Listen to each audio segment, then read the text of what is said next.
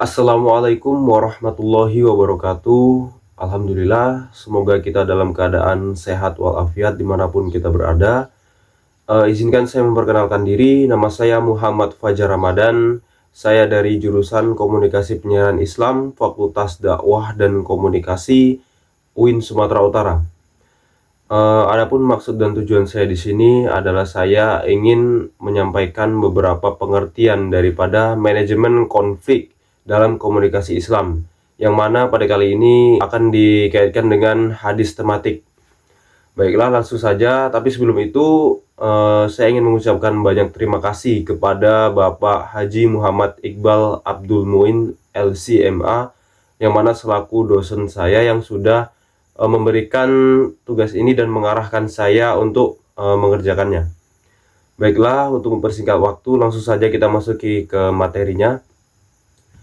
Yang pertama yaitu pengertian manajemen konflik. Nah, apa sih manajemen konflik itu? Manajemen konflik adalah tahapan yang melibatkan pihak terlibat dalam konflik ataupun pihak ketiga yang merancang strategi konflik serta mengimplementasikannya. Nah, jadi manajemen konflik ini adalah suatu kumpulan metode gitu yang digunakan untuk menyelesaikan suatu permasalahan atau konflik manusia gitu. Secara garis besarnya seperti itu. Kemudian apa sih yang menyebabkan konflik itu? Penyebab dari konflik itu apa? Nah, konflik yang terjalin umumnya mencuat sebab terdapatnya ketidakharmonisan antara seseorang dalam suatu kelompok serta antara orang lain dengan kelompok lain ataupun antara satu kelompok dengan kelompok lain. Jadi umumnya karena ketidakharmonisan, tapi juga bisa terjadi karena alasan lain seperti miskomunikasi atau kesalahpahaman, atau bisa juga terjadi karena ada suatu ketidakadilan dalam individu dengan individu ataupun kelompok dengan kelompok. Nah, jadi kaitannya dengan hadis itu apa? Apakah ada hadis yang membahas tentang konflik ini gitu? Nah, dalam suatu hadis riwayat Abu Daud nomor 4047 berbunyi, telah menceritakan kepada kami Muslim bin Ibrahim berkata, telah menceritakan kepada kami Al-Qasim ibnu Fadli dari Abu Nadrah dan Abu Sa'ad, ia berkata, Rasulullah Shallallahu Alaihi Wasallam bersabda, akan ada sekelompok orang dari kaum muslimin keluar dengan cepat saat terjadi perpecahan dan mereka akan dibunuh oleh kelompok yang lebih berhak dengan kebenaran di antara dua kelompok yang ada. Hadis Abu Daud nomor 4047. Jadi suatu konflik itu dalam perspektif hadis itu adalah suatu keniscayaan gitu. Bahkan Rasulullah sendiri sudah meramalkan bahwasannya umat Islam itu walaupun umat terbaik, umatnya Muhammad, tapi juga akan mengalami konflik di sepanjang waktu gitu. Makanya dijelaskan dalam hadis ini gitu. Nah, kemudian teknik manajemen. Nah, kemudian teknik apa yang bisa kita gunakan untuk meredamkan konflik ini dalam perspektif hadis? Dalam hadis, dari beberapa hadis yang berhasil saya rangkum dan saya kumpulkan, ada setidaknya 4 teknik yang bisa digunakan untuk menyelesaikan suatu permasalahan dalam suatu konflik. Yaitu yang pertama adalah musyawarah, kemudian tabayun, kemudian islah, dan yang terakhir yaitu tahkim. Akan kita bahas secara terperinci satu persatu. Yang pertama yaitu musyawarah. Musyawarah adalah metode penyelesaian konflik serta memperbaiki korelasi antar sesama umat muslim melalui negosiasi guna mencapai keputusan bersama. Jadi musyawarah ini adalah suatu metode yang paling sering digunakan untuk menyelesaikan konflik. Bahkan Rasulullah itu juga sering menggunakan metode ini. Sebagaimana telah diriwayatkan dari Abu Hurairah. Dia berkata, aku tidak pernah melihat seseorang yang paling sering bermusyawarah dengan para sahabat selain dari Rasulullah Shallallahu Alaihi Wasallam. Hadis riwayat Tirmizi 1636. Jadi musyawarah ini seperti yang saya katakan tadi adalah suatu metode yang paling sering digunakan dalam penyelesaian konflik. Kemudian yang kedua ada tabayun. Tabayun ini adalah tindakan mencari kejelasan melalui verifikasi. atau kalau dalam bahasa sekarang ini dikenal sebagai, cek fakta atau tidak serta-merta menerima informasi kecuali disaring terlebih dahulu atau diverifikasi terlebih dahulu gitu. Nah, ini juga kenapa tabayun masuk ke dalam salah satu metode ini, karena sering terjadi, konflik atau permasalahan manusia itu diakibatkan oleh kesalahpahaman atau miskomunikasi, seperti saya katakan tadi. Terus perspektif hadisnya bagaimana?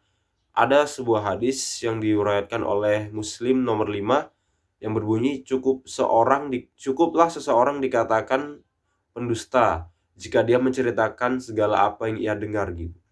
Jadi dalam hadis ini kita nggak perlu berbohong gitu. Cukup dengan menerima suatu perkataan tanpa kita saring terlebih dahulu aja itu sudah bisa dikatakan pendusta menurut hadis riwayat Muslim nomor 5. Selanjutnya, islah. Islah adalah metode manajemen konflik dengan menghindari unsur permusuhan serta pertikaian antar manusia. Jadi bisa dikatakan islah ini adalah suatu metode, eee, jalan damai atau kalau bisa damai, mengapa harus ada permusuhan, mengapa harus ada pertumpahan darah, mengapa harus ada perkelahian, begitulah. Jadi perspektif hadisnya bagaimana? Dari riwayat At-Tirmizi nomor 2168 dan Abu Daud nomor 4338 berbunyi, "Sesungguhnya aku mendengar bahwa Rasulullah Shallallahu alaihi wasallam bersabda, sesungguhnya manusia jika melihat seseorang yang berbuat kezaliman lalu tidak mencegahnya, maka azab Allah akan menimpa mereka semua." Jadi islah ini eee, menekankan kita untuk semaksimal mungkin menyelesaikan konflik itu tanpa ada yang namanya kekerasan gitu. Kemudian yang terakhir, tahkim. Tahkim adalah metode penyelesaian konflik yang melibatkan seorang hakim. Dalam sebuah hadis yang diriwayatkan oleh Muslim nomor 4717 dari Umaid bin Abdurrahman bin Auf bahwa ibunya Ummu Kalsum bin Uqbah bin Abu Mu'aid bahwasanya ia mendengar Rasulullah Shallallahu alaihi wasallam bersabda, "Orang yang mendamaikan pihak-pihak yang bertikai, orang yang berkata demi kebaikan, dan orang yang membangkitkan atau mengingatkan kebaikan bukanlah termasuk pendusta." Jadi dalam hadis ini, penengah itu sangat dianjurkan dalam suatu permasalahan konflik. Dalam suatu permasalahan itu, tahkim ini nggak mesti hakim yang bersifat disepakati oleh pemerintah, tidak. Tapi bisa juga dari keluarga sendiri gitu. Yang penting dia itu bersifat penengah, tidak berpihak di antara kedua pihak, melainkan untuk mencari kebenaran dari permasalahan tersebut. Nah, berikut adalah contoh konflik dan penyelesaiannya melalui 4 metode yang saya jabarkan tadi. Sepasang suami istri mengalami konflik akibat dugaan bahwasannya dikatakan bahwasanya ada sepasang suami istri yang mengalami konflik akibat dugaan bahwasannya si istri melihat suami memiliki istri lain atau selingkuh.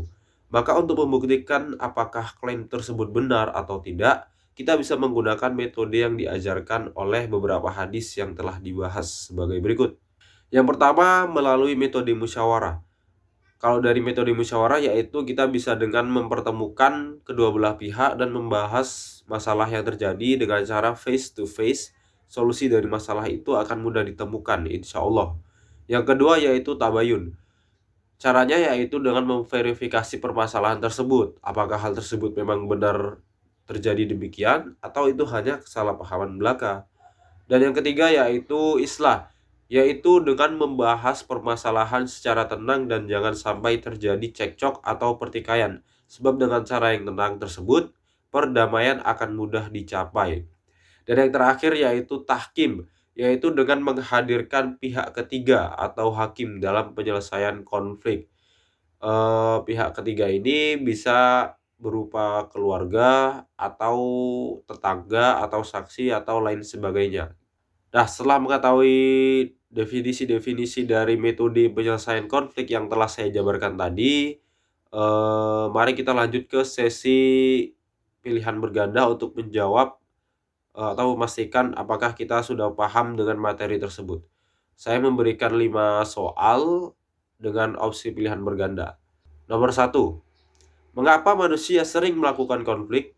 Jika kita merujuk pada jawaban A, karena keinginan untuk dianggap ada, maka jawabannya adalah salah. Kemudian, jika kita merujuk pada jawaban C, untuk bersenang-senang dan mencari masalah, maka jawabannya adalah salah. Dan kemudian, jika kita merujuk pada jawaban D, karena merupakan perintah dari negara atau kelompok, maka jawabannya adalah salah. Maka jawaban yang benar adalah sebagai sarana pengembangan diri dan pembentukan mental, atau B. Karena sejatinya manusia itu memang tidak akan pernah lepas dari yang namanya konflik. Konflik itu pada dasarnya akan membentuk karakter manusia dan menjadikannya itu menjadi lebih tangguh untuk menjalani kehidupan selanjutnya atau sehari-hari. Nomor kedua, dalam suatu rapat organisasi terjadi adu argumen antara dua anggota, yang mana masing-masing anggota memiliki argumen yang sama kuatnya. Untuk menyelesaikan konflik tersebut, metode apa yang cocok untuk digunakan? Jika kita merujuk pada jawaban yang A atau islah, maka jawabannya adalah kurang tepat atau tidak salah tapi kurang tepat.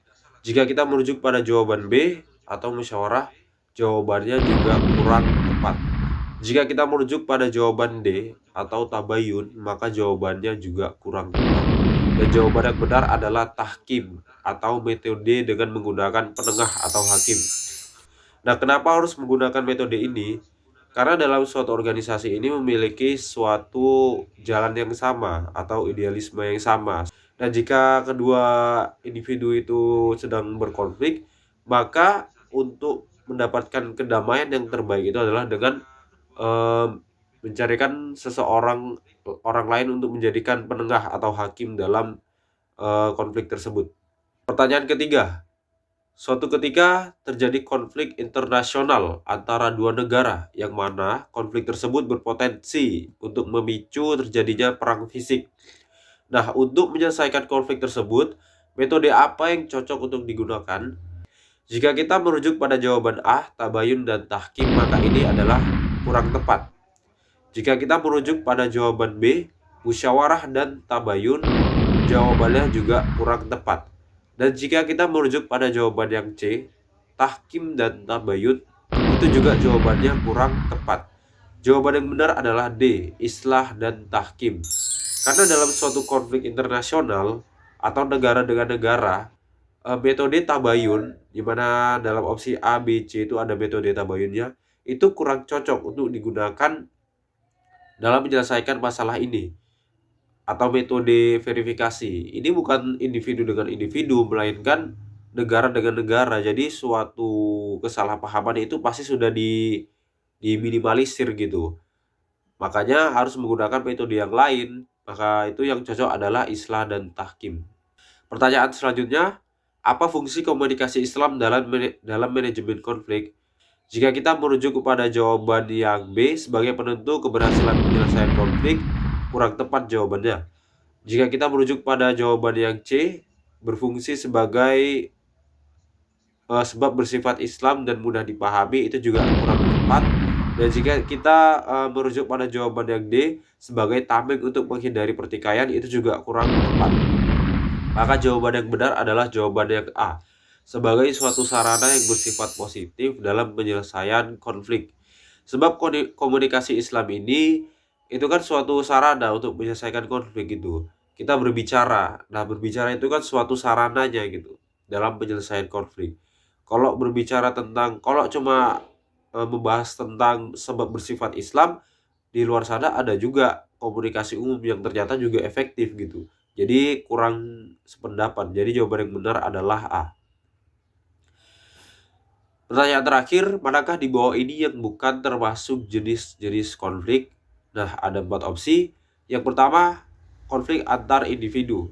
Yang kedua, konflik antar kelompok. Ketiga, konflik antar tetangga. Dan yang terakhir, konflik internal individu.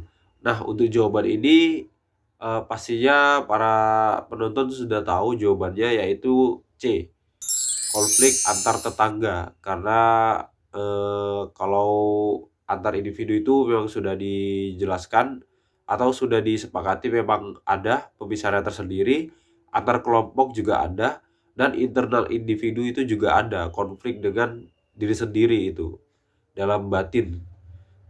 Oke, mungkin itu saja penjabaran materi dan soal-soal yang bisa saya berikan. Selebihnya saya mohon maaf apabila ada kesalahan dalam perkataan dan perbuatan. Saya akhiri, wabillahi taufik wal hidayah. Wassalamualaikum warahmatullahi wabarakatuh. Terima kasih karena telah menonton.